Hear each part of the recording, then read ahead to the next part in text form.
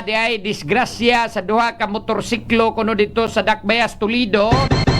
Usa kuno ning patay, Brigada Kapa. Brigada Jonalyn Umabis, ibrigada mo!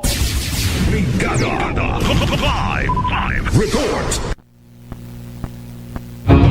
Sa motorista sa nahitabo nga panagabangga dito sa may National Highway sa Barangay Poblacion, Toledo City pasado alas 6 agatak sa Sayuga Kabuntagon na sa nasayran nga ang naglambigit nini nga mao nga disgrasya mo kining usa ka motor sidecar nga marka anyos taga Purok 2 Barangay Bagakay Dakbayan sa Toledo samtang ang usang motorsiklo gimaniho kini sa usa ka Sir Lance Sevilla Hamili 20 anyos usab nga mulupyo dito sa may Sitio Sinsin Barangay Bato Dakbayan gihapon sa Toledo.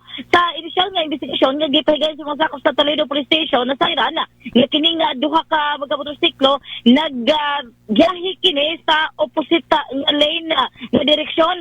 Pag-abot dito sa nisgutang lugar kining una nga motorsiklo giingong nag-travel kini dihagyod sa iyang linya mismo samtang adong kini o kining usa ka motorsiklo ni bangga usab kay padung unta nimo liko nuga ni bangga nini nga mao nga motorsiklo kining ikaduha nga motorsiklo nga gidriver usab nini nga Hamili gumikan na nini sa kusog sa impact nito nga tungura tanglita kusog usab ang ilaga dagan hitabo gyud ang head on na collision na sa duruha nga niresulta usab sa pagkalabay nining usa ka nagbaniho sa usa ka nagbaniho nini nga usa ka motorsiklo nga unang nga gidala unta ngadto sa Tambalana na apan gideklara nga dead on arrival kining nagmaniho nga si Traya.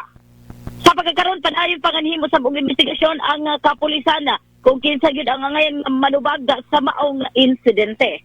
In the heart of changing lives, kini si Brigada Jonalyn Umabis sa 90.7 Brigada News FM Cebu, the Music and News Authority. Brigada!